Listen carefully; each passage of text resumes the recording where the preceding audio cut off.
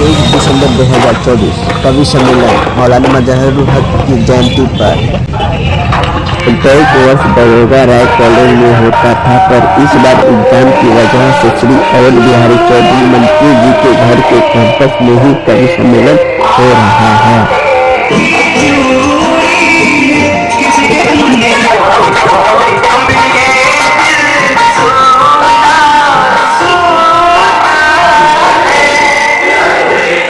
आज का विषय अपने आप में एक काफी महत्वपूर्ण है। यस। और यह आज की देश की परिस्थिति और उन तमाम समस्याओं का समाधान क्या हो सकता है, हम विद्वानों से सुनेंगे। आज का विषय है आज का भारत और मौलाना मजहरूल हक। यादव जी जो लखनऊ से चल करके हमारे बीच में आए हैं, मैं बहुत ही विनम्रता के साथ आग्रह करता हूं कि आप मंच पर पधारें। यह एक कवि सम्मेलन है, इसमें बहुत सारे कवियों ने भाग लिया है और धीरे धीरे सभी कवियों को मंच पर बुलाया गया और उन्हें सम्मानित किया गया और सभी कवि ने हम सबको अच्छे से मन बहलाया है, अच्छी अच्छी बातें बताई है। तो आप भी अगले साल 23 दिसंबर को दरोगा राय कॉलेज में ज़रूर आएँ, क्योंकि अगले साल भी मनेगा और हर एक साल यह मनता है सिवान के दरोगा राय कॉलेज में।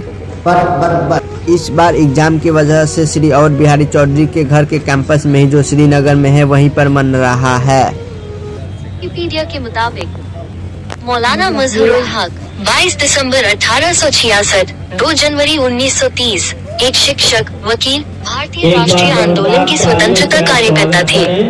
अपने पूरे करियर के दौरान मजहरूल हक हिंदू मुस्लिम एकता के समर्थक थे।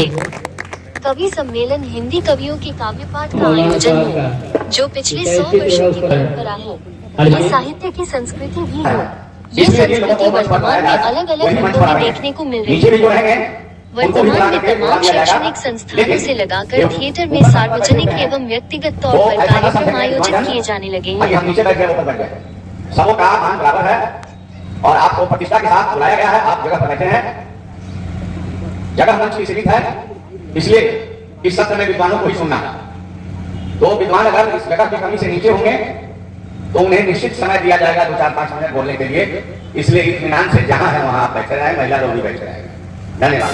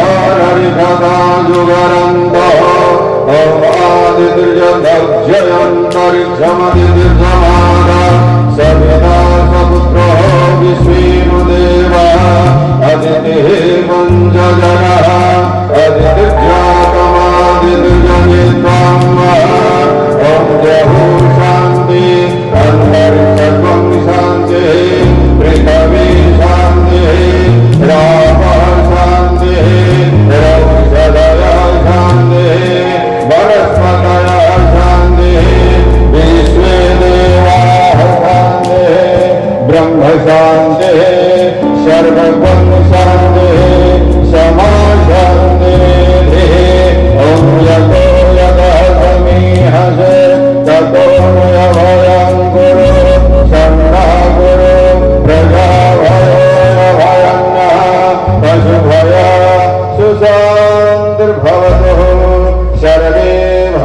सुखिनः सर्वे सन्तु निरामयाः सर्वे भद्राणि पश्यन्तु मा कश्चित् दुःखभाग् भवेत्। ॐ शान्ति शान्ति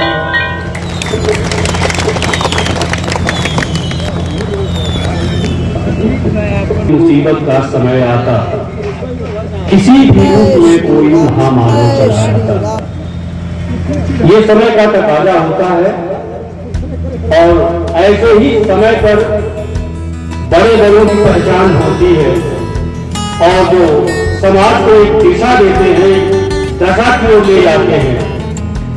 वैसे ही लोग इस समाज में पूजनीय होते हैं, उनका महत्व होता है, वरना यहाँ रहने के लिए कोई नहीं आया है, सबको जाना है। लेकिन जो अच्छे कर्म करके चले जाते हैं, इसीलिए उन्हें हम याद करते हैं। मरने जीने वाले तो करोड़ों हैं, रोज जीते हैं, रोज मरते हैं, लेकिन किसी को नहीं याद करता है। लेकिन जिन लोगों ने दूसरों के लिए अपनी कुर्बानी दी, अपने समय को दिया, समाज की सेवा की, हम उन्हें याद करते हैं। आज वही दिन है, आज वही समय है कि हम मौलाना साहब को याद कर रहे हैं। मैं आयोजन के आयोजन करता हम सबों के अभिभावक और सिवान के राजनीति के एक बहुत बड़े स्तंभ माननीय श्री बिहारी चौधरी जी, हिंदी के बहुत बड़े प्रकांड विद्वान डॉक्टर प्रोफेसर हारून शैलेंद्र साहब, हमारे जेपी यूनिवर्सिटी के सीनेट सदस्य डॉक्टर प्रोफेसर महमूद हसन अंसारी जी, हमारे अग्रज डॉक्टर प्रोफेसर नरोत्तम मिश्रा जी, हमारे अभिभावक कलीमुल्लाह साहब, संचालनकर्ता जिन्हें किसी परिचय की आवश्यकता नहीं है, दारोगा प्रसाद राय इंटर महाविद्यालय के पूर्व प्राचार्य सुभाष चंद्र यादव जी, मंच पर उपस्थित हमारे Pathak ji doctor Ganesh Dutt Pathak ji, social media पर मैं तो हमेशा लाइक और कमेंट किया करता हूं, देखा करता हूं, बड़ी एक्टिव रहते हैं पाठक जी, माननीय श्री कृष्णानंद पांडे जी, सम्मानित श्रोताजन, हमारे डॉक्टर प्रोफेसर बसंत बाबू बैठे हुए हैं, उन्हें भी हार्दिक अभिनंदन, स्वागत नमन। मुझे एक तरह से कहा जाए तो दिशा प्रवेश की जवाबदेही कि मौलाना मजरूल हक साहब की जयंती के ऊपर दिशा प्रवेश उनकी शेख अली साहब था, जो यूपी से आकर मुजफ्फरगंज जिला में लालगंज थाना के दाऊदपुर गांव में बसे, वहां उनकी जमींदारी और उनके लड़का थे अब्दुल्लाह साहब, जिनकी शादी सकीना बेगम जी से हुई थी। अगर यूं कहें कि मौलाना मजरूल हक साहब के पिताजी का नाम अहमदुल्लाह साहब था और माताजी का नाम सकीना बेगम था, और उन्हें एक पुत्र और 2 बेटियां हुई। अब्दुल्लाह साहब के संबंध में, मौलाना मजरूल हक साहब के संबंध में अगर देखा जाए तो 22 दिसंबर 1866 में इनकी जन्म होती है और इनकी संपूर्ण जीवन 63 वर्ष 11 दिन रहा, और 1869 में महात्मा गांधी जी का जन्म हुआ और मौलाना साहब का 66 में, तो लगभग 2-3 साल उम्र में मौलाना साहब बड़े थे। ऐसे विद्वानों से सुना जाता है कि गांधी जी मौलाना साहब को बड़े भाई कहकर पुकारने का काम करते थे।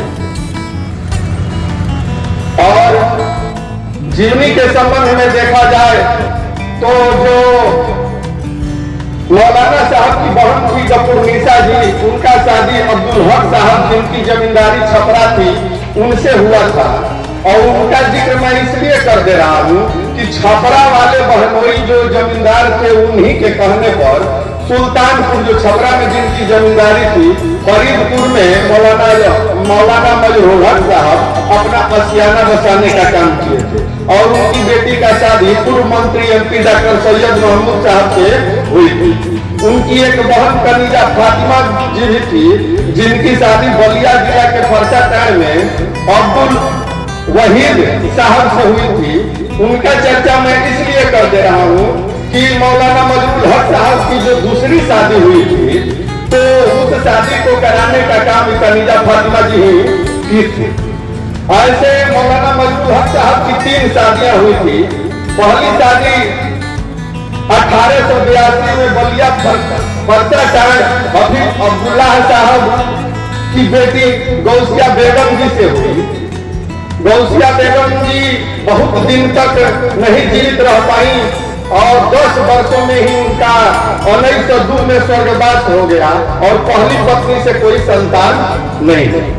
दूसरी शादी आरा के सैयद मुख्तजा साहब की बेटी किश्वर जहां बेगम जी से हुई, जिनसे जो पुत्र हुए हसन साहब और हुसैन साहब, 2 पुत्र हुए। तो वो भी ज्यादा दिन नहीं जीवित रह पाई और वो भी 1906 में उनका भी स्वर्गवास हो जाता है। और तीसरी शादी जो होता है 1917 में मुनीरा बेगम जी से होता है। यह शादी सरोजिनी नायडू जी कराई थी।